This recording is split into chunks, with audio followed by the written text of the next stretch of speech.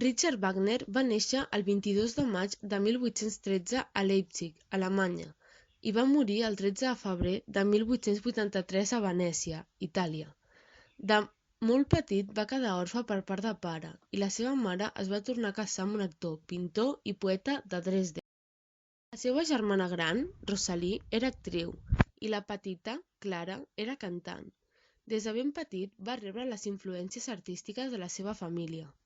Va conèixer a Carl Maria von Weber gràcies a la seva germana Clara i des de llavors es va sentir atret per l'òpera alemanya. A part de la música, tocava el piano, violí, també es va sentir atret per la literatura des de jove. Va ser finalment quan va assistir a una representació quan es va decidir finalment a dedicar-se a la música. Com que també li agradava la literatura, va decidir a dedicar-se a compondre òperes.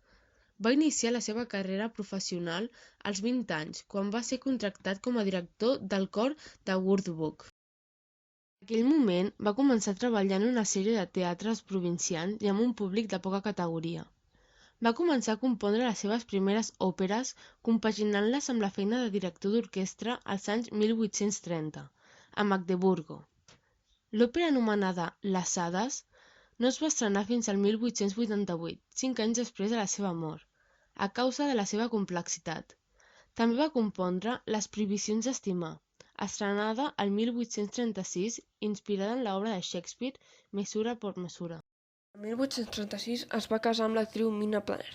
Al cap de poc va tenir problemes econòmics i amorosos i va haver de fugir del país. Es va dirigir cap a París i durant la seva travessia va patir una forta tempesta que va inspirar una altra òpera, l'holandès errant. Quan va arribar-hi no va poder estrenar cap de les seves obres. Els seus deutes cada cop eren més i no guanyava gaires diners.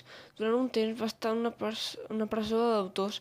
A la fi va decidir marxar de París i es va dirigir cap a Dresden, on va poder estrenar Rienzi, amb el que a la fi va aconseguir convertir-se en un compositor conegut a la seva pàtria. En 1845 va començar a compondre Lohengrin. Va ser la primera obra que va estrenar a Alemanya, l'any 1850, però ell no va poder veure-ho perquè hi havia una ordre de captura envers ell per la seva participació en la revolució l'any 1849. El va obligar a exiliar-se a Suïssa. El 1864 se li va presentar una ocasió molt especial. El rei Lluís II el volia convidar a Múnich. Va acceptar i amb els diners que va guanyar amb les estrenes de les seves obres va pagar alguns dels seus deutes. Va estar-s'hi fins al 1866, quan la seva dona va morir, en què va tornar a instal·lar-se amb les seves 4 filles a Triebirchen, Suïssa. Wagner va tornar a casar-se aquest cop amb la filla d'una comtessa francesa, que era compositora, escriptora i directora, anomenada Cosima, que es va divorciar del seu marit per estar amb ell. En 1873, quan tenia uns 60 anys, va anar-se'n de gira per Alemanya amb l'ajuda del rei Lluís II de Baviera. Mentrestant, va acabar la trilogia de l'Anell del Nibelung, però els seus deutes van continuar creixent. Finalment, es va traslladar a Badems, Alemanya, en 1877, on volia descansar per refer-se d'un atac de cor que havia patit. El 1882, Wagner va acabar la seva última òpera anomenada Parsifal, l'estrena de la qual va obtenir bastant d'èxit. El 1883 va decidir traslladar-se a Venècia, on volia recuperar la salut, però hi va morir al cap de poc temps. Wagner va comportar un canvi a l'hora de compondre les òperes.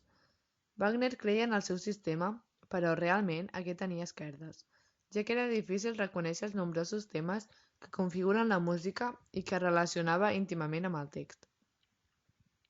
Va començar a utilitzar el leitmotiv.